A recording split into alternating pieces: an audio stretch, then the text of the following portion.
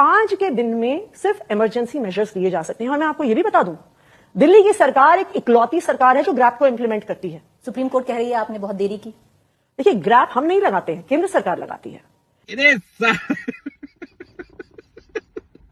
कौन है ये लोग, कहां से आते हैं? जय श्री राम मेरे प्रिय सभी सनातनी भाइयों, हम आपके लिए लेकर आए हैं एक नया वीडियो। तो जल्दी से वीडियो को लाइक कर दीजिए। अगर आपने अभी तक हमारे चैनल को सब्सक्राइब नहीं किया है तो तुरंत सब्सक्राइब कर लें। और हाँ, नीचे कमेंट बॉक्स में जय श्री राम का नारा जरूर लगाएं, क्योंकि हमारे हर वीडियो की शुरुआत जय श्री राम से ही होती है। मगर मैं जनता को कहना चाहता हूं, आप नोट कीजिए, स्कैम किया है 2000 करोड़ रुपए का। सर, आप कह रहे हैं कि भ्रष्टाचार किया है अडानी ग्रुप ने, और मैं नहीं कह रहा हूं, जो सामने बात आ रही है। नहीं, आप क्लियर रहिए, मैं नहीं कह रहा हूं। अरे कहना क्या चाहते हो? अपना वोट का प्रयोग करिए, अपने वोट का प्रयोग कीजिए, बाकी लोग जाए। जिसका वोट नहीं है वो अपना जाए, और जिसका वोट है सम्मान से वोट डाला अपना। एक सिंगल आदमी ये ना कहे कि हमें वोट नहीं डालने दे रहा। ऐसी अफवाह ना फैलाएं, ऐसी अफवाह ना फैलाएं कि हमें कोई वोट नहीं डालने दे रहा। ऐसी अफवाह को ना फैलाएं, अफवाह ना फैलाएं, मेरा वोट अफवाह ना फैलाएं। जिसका वोट है अपना वोट डालिए।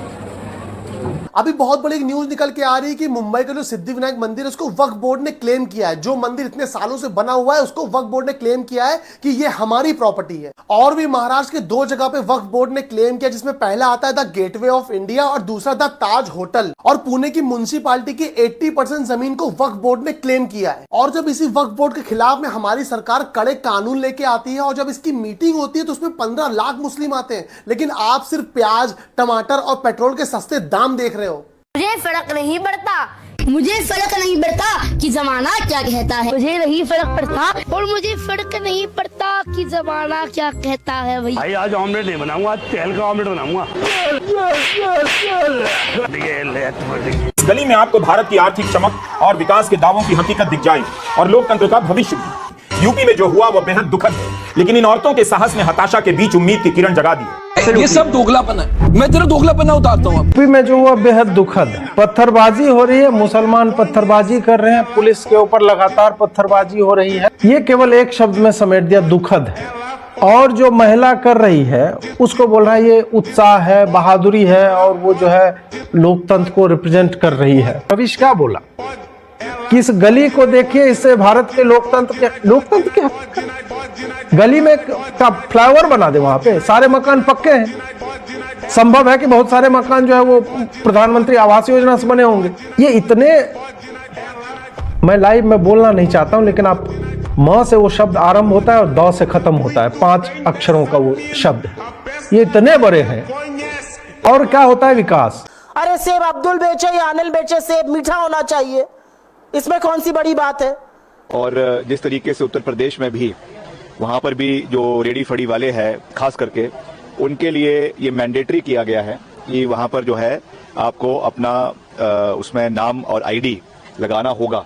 तो हमने भी इसको यहाँ पर पूरी मजबूती से लागू करने का निर्णय किया है। क्या बोलूं मैं इस पे, क्या बोलूं क्या मैं इस पे, मैं कुछ बोल ही नहीं सकता।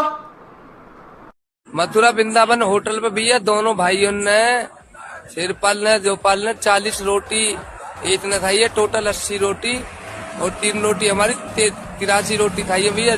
चीता बोल रहे हैं, पेट यहाँ जा रहे हैं हम। जिस समय पर्यावरण सबसे खराब हो और लोग पर्यावरण मंत्री को खोजने लग जाएं, तो समझ लीजिए वो आ गई। वो कौन? जागरूकता। इसी के आने का इंतजार दिल्ली में सदियों से हो रहा था। इसके पहले किसी को फर्क नहीं पड़ा कि भूपेंद्र यादव पर्यावरण मंत्री हैं या प्रभारी मंत्री। जून महीने में ही घोषणा हो गई थी कि पर्यावरण मंत्री भूपेंद्र यादव महाराष्ट्र में बीजेपी के चुनाव प्रभारी बनेंगे। तब किसी ने हंगामा नहीं किया कि आप महाराष्ट्र चले जाएंगे तो दिल्ली की हवा का क्या होगा। दिल्ली के पर्यावरण मंत्री हैं गोपाल राय, इतनी प्रेस कॉन्फ्रेंस क्यों कर रहे हैं?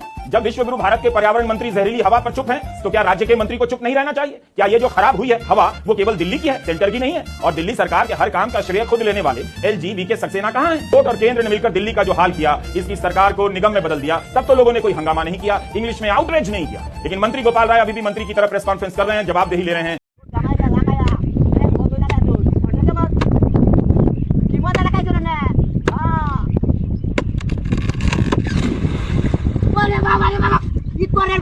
ये है हमारी कटरीना कैफ जी, जिन्होंने विक्की कौशल से शादी करके अपनी जिंदगी का बेड़ा गर्क कर लिया।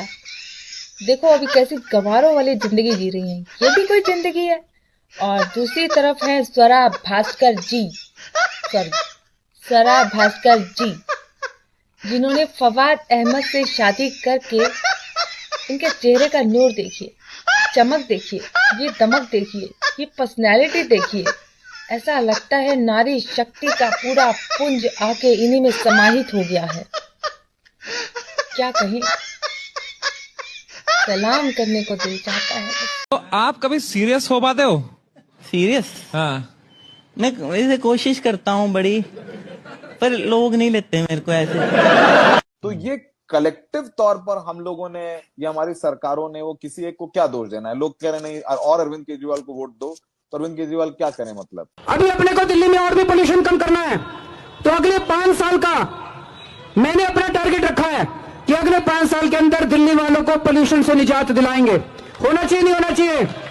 ये फिर से साबरमती एक्सप्रेस का क्या मामला उखड़ रहा है? मामला नहीं उखड़ रहा है बाबू, साबरमती एक्सप्रेस की सच्चाई उखड़ रही है। सच्चाई तो 2002 में ही पता चल गया था कि दुर्घटनावश ट्रेन में आग लग गई थी, जिसके वजह से कुछ लोग मर गए थे। ना ना, सच्चाई छुपाई गई, अफवाह उड़ाई गई, बात कुछ और थी, बताई कुछ और। मतलब ट्रेन में दुर्घटनावश आग नहीं लगी थी। शांति प्रिय समुदाय ने पूरी प्लानिंग से ट्रेन में पेट्रोल फेंक के माचिस मार के आग लगाई थी, जिसमें अनेकों हिंदू जल के मर गए थे। क्यों? क्योंकि वो लोग अयोध्या जी से राम जी का दर्शन करके आ रहे थे।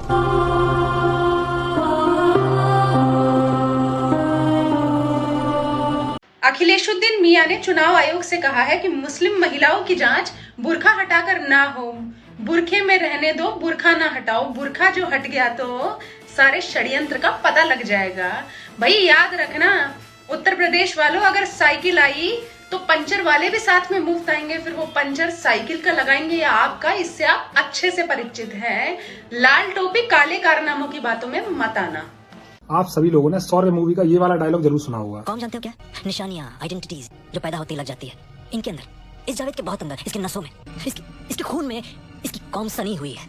इसकी वफादारी सिर्फ इसके खून के प्रति, और बदकिस्मती से इनके कौम में सिर्फ जहर भरा है, जहर। और अब इस बात को हमारे देश के पूर्व उपराष्ट्रपति हामिद अंसारी जी ने सच करके दिखाया है। कांग्रेस के करीबी रहे एक वरिष्ठ पत्रकार ने अपने खुलासे में बताया है, हामिद अंसारी जी ने हमारे देश के जो रॉ एजेंट है जो ईरान में एक्टिव थे, उनके नाम और पते लिखकर ईरान गवर्नमेंट को दिए, जिससे कि वो इनका सफाया कर सके। और तो और कांग्रेस पार्टी से प्रधानमंत्री रहे इंद्र कुमार गुजराल ने जो रॉ एजेंट्स हमारे पाकिस्तान में एक्टिव थे, उनके नाम और पते लिखकर पाकिस्तान सरकार को दिए, ताकि वो उन्हें वहां से खत्म कर सके। और मनमोहन सिंह ने तो खुद अपने इंटरव्यू में ये बात कही थी और मानी थी कि हमारे जो एजेंट्स थे जो बलूचिस्तान में कुछ गड़बड़ कर रहे थे, इसलिए उनके डेथ वारंट पर साइन करना पड़ा। तो ये है हमारी देश की सबसे पुरानी पार्टी जो आज देश बचाने के लिए देश बचाने की बातें करती है। और तो और कांग्रेस के पूर्व गृह मंत्री सुशील कुमार शिंदे ने अपने एक इंटरव्यू में बताया था कि वो भगवा आतंकवाद जैसा शब्द इस्तेमाल ही नहीं करना चाहते थे, लेकिन भैया पार्टी के दबाव में आकर उनको भगवा आतंकवाद जैसे शब्द का इस्तेमाल करना पड़ा, वो स्टेटमेंट देना पड़ा। और ये लोग आज देश में एकता की बात कर रहे हैं, मजाक की बात है भाई। और अगर आप में से किसी भी साथी को ऐसा लगता है कि भाई ये खबर झूठी है, तो भाई गूगल है ना, गूगल सर्च करो, आजकल सारी चीजें गूगल पर मिल जाती है। वीडियो को ज्यादा से ज्यादा शेयर कर देना। जय हिंद, जय श्री राम।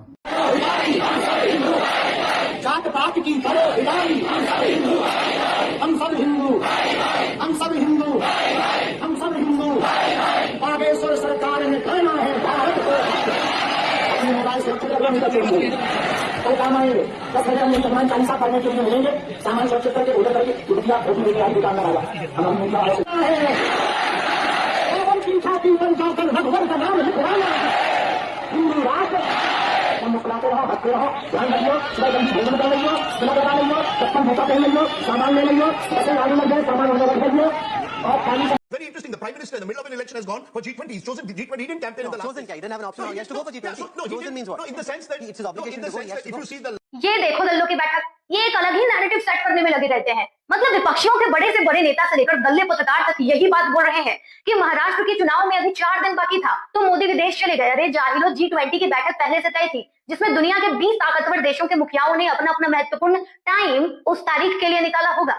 लेकिन तुम लोगों को इतनी अकल कहाँ? जाहिल हो, जाहिलियत भरी बातें ही करोगे। G20 दुनिया का सबसे प्रमुख संगठन है जिसका भारत एक प्रमुख सदस्य है और उसकी पिछली बैठक भारत में ही हुई थी। अकल के अंधो, मतलब इन दलालों के अनुसार नरेंद्र मोदी महाराष्ट्र का चुनाव प्रचार करते और उन्हें G20 बैठक में शामिल होने के लिए नहीं जाना चाहिए था। वाह रे दलालो, दलाली में फुल मार्क्स मिलेंगे। और उधर यूपी में योगी आदित्यनाथ को लेकर यही बात दल्ले पत्रकार यूट्यूब पर उड़ा रहे हैं कि देखो देखो हॉस्पिटल में घटना घटित हो गई और उधर योगी रैली कर रहा है। दलालों को ये कैसे समझ नहीं आ रहा कि एक तयशुदा रैली को कैंसिल करने से न जाने कितने छोटे छोटे व्यापारियों का नुकसान होगा, जिन्होंने पहले से उस डेट के लिए अपने सामान की बुकिंग की होगी। एक तयशुदा चीज की तारीख बदलने से कितने लोगों के कितने काम का कितना नुकसान हो सकता है। ये दलालों में पता नहीं कौन सा नशा चल रहा है। 2014 के पहले से पगलाए हुए हैं, पर हो कुछ नहीं पा रहा। इसीलिए वो मुसलमानों को ज्यादा टिकट भी नहीं देते। बीजेपी मार रही बोल के मारती और कांग्रेस के लोग चॉकलेट दे के पीछे से मारते।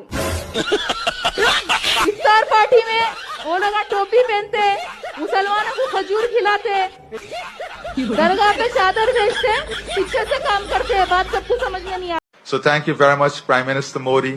Once again, it is our greatest honor to have you here. You are a champion among leaders. You have led incredibly. You have shown the light to the development. कुंभ के मेले में गैर हिंदुओं की रोक की मांग के बाद ये बात सामने आई थी कि मुसलमान भी इस बात से बहुत ज्यादा भड़क चुके हैं। उन लोगों ने भी ये कहा है कि हम लोग अपने मस्जिदों और दरगाहों में किसी हिंदू का प्रवेश नहीं होने देंगे। उस बात पर हमारे पंडित धीरेन्द्र शास्त्री जी ने ये अपील की है मुसलमानों से कि भाई जो भी आपके मस्जिद पर दरगाहों पर हिंदू आते हैं उनको आप जूते चप्पल से मारिए, हमें कोई आपत्ति नहीं है। जाकर के करोगे क्या? धंधा करके मूत्र कांड करो, हुक कांड करो, इससे बेहतरीन ये मेरे हमने में तुम्हारा क्या काम। हम तुम्हारी मस्जिदों में नहीं घुसते, तुम हमारे, और हमारे हिंदू तुम्हारी मस्जिदों में घुसे जूते मार। जैसा चल रहा है चलने दो, अब्बू अगर तुम्हारा रेप करते हैं तो वो भी करने दो। ये कहना है इस मुस्लिम बेटी का जिसका अब्बू उसका हर दिन रेप करता है। चलो, मेरा नाम वजिया फातिमा है, मैं अलीगढ़ की रहने वाली हूँ। मेरे पापा का नाम मोहम्मद मोहसिन खान है। उन्होंने मेरे साथ रेप किया कई बार। मैंने इस बात का खुलासा अपनी बहन के साथ करा, उन्होंने इस बात का विरोध नहीं किया। उन्होंने ये कह दिया कि जैसा चल रहा है वैसे होने दो।